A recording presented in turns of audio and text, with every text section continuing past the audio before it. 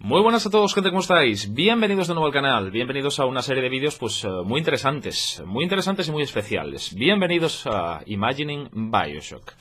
Sabéis que tenemos en el canal ese maravilloso Bioshock The Collection, esa remasterización del Bioshock original, y a lo largo pues, del juego nos vamos encontrando pues, una serie de coleccionables, una serie de coleccionables que son unas cajas de películas. Son 10 los que podemos conseguir en el juego y, por supuesto, en esos coleccionables conseguimos varios cortes o varias pistas de pues, una serie documental que se llama Imagining Bioshock. Una serie documental pues, que nos cuenta los entresijos y pues, la creación del Bioshock original. Una verdadera joya y que además cuenta, por supuesto, con los comentarios de Ken Levine, la cabeza pensante de Irrational Games y el verdadero creador de este maravilloso Bioshock. Yo os digo que me parece un aporte brutal, realmente pues lo he visto y es súper interesante y realmente yo creo que a poco que os guste la saga, yo creo que os va a dar muy buenos momentos. Os comento, obviamente, que si tenéis pensado jugar el juego, o no lo habéis jugado, o si tenéis pensado jugar ver la serie, por supuesto, os recomiendo que esto lo hagáis antes de ver esta serie documental, ya que obviamente pues está cargado de spoilers y de destripes. O sea que haced lo que tengáis que hacer y después, miren, no perdáis este Imagining Bioshock, porque os puedo decir que es oro puro. O sea que sin más, os dejo con Imagining Bioshock.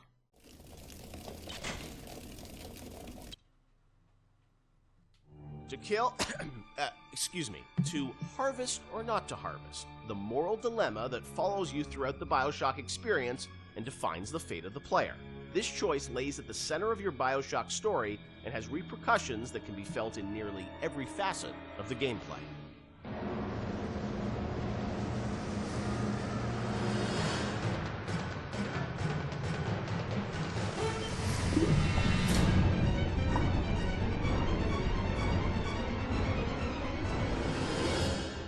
Part of Bioshock's lasting legacy, of course, are the little sisters and this moral choice that presented itself to the player.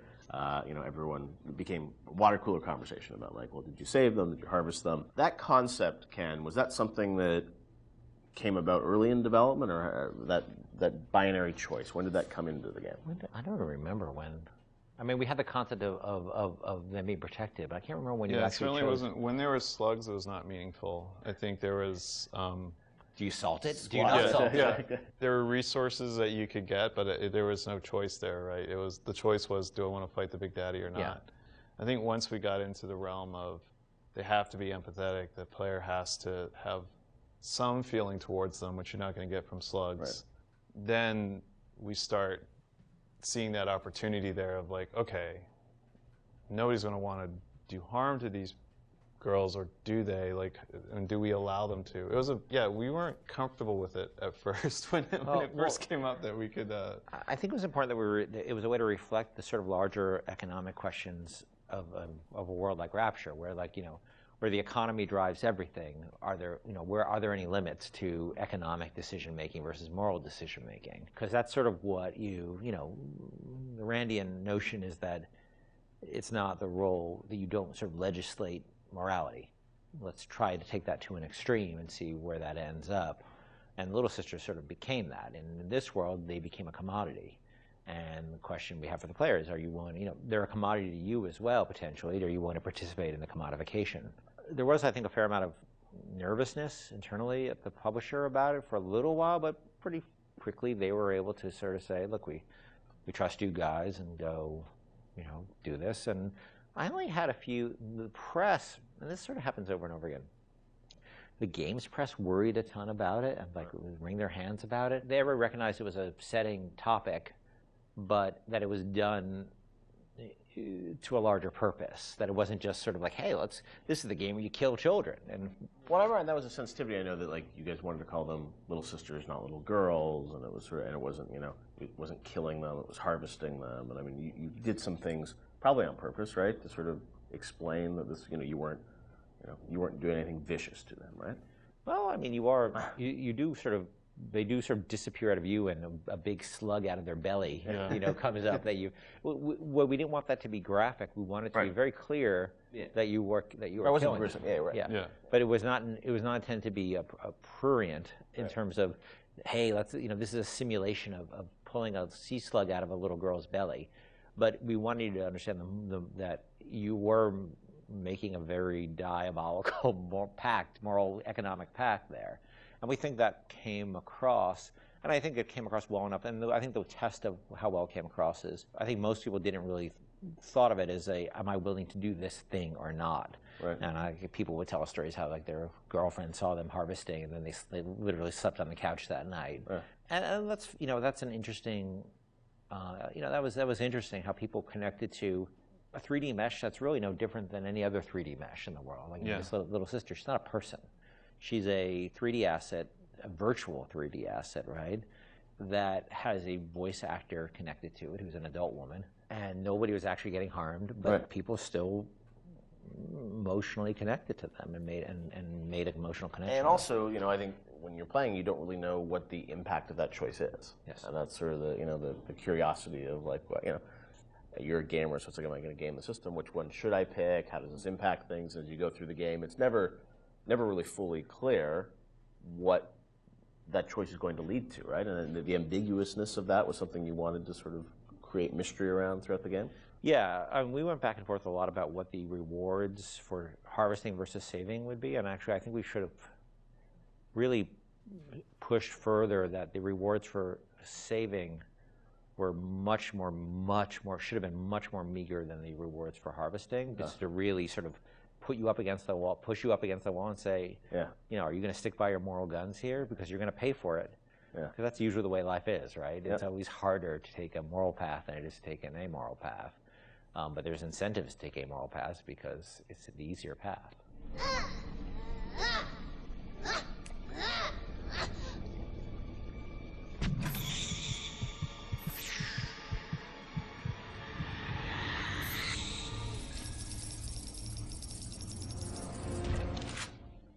As you play through the game, eventually you get to the ending, and as we know now, there were sort of two endings that were affected by that choice.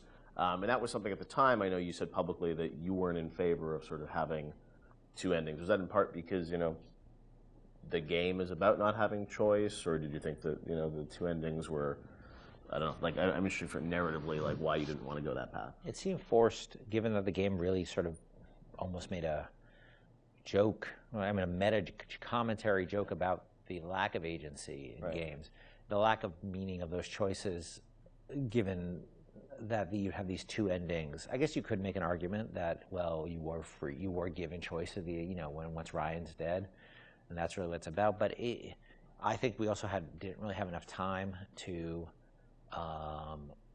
execute on those super well. I was pretty happy with how the happier one came out, with the sort of little sister focus, but it's a much more subtle story than I would have time to tell about your slow descent into, moral chaos and dissolute living and all the things that sort of come along with a life that is sort of separate from a moral structure. It's a long story. And that's what, you were just switching a cutscene. It wasn't like you were doing sort of a whole other level that was different or something. So the choice was... There's two cutscenes with very tight time and economic constraints. Or just start a nuclear war. Yes. And that's not... You're a nice guy, or you start a nuclear war. And because we had so many problems on our plate, that was something I had to sort of do in the spare time. So I was pretty happy with one, but not very happy with the other. I know you had said publicly before that there was another sort of more ambiguous ending that you had originally planned, or what would you have done? There was a notion of an ambiguous ending, in which if I just wrote one, I would have found a way that would just talk about the moral ambiguity of the world rather than the sort of, positive or negative, because it is such a look. I think we really tried with Bioshock not to sort of make a game about good and evil. It's really about circumstances and what circumstances lead people to. Right. And how they delude themselves with ideology to do things that they would think are evil, but it's okay because it's for the good cause. Right. And that's what I probably would have. If I just had one to write, I'd probably focus more on that. How difficult it is to sort of align when you start being driven by ideology rather than being in the moment and thinking about the impact of what you're doing. Right.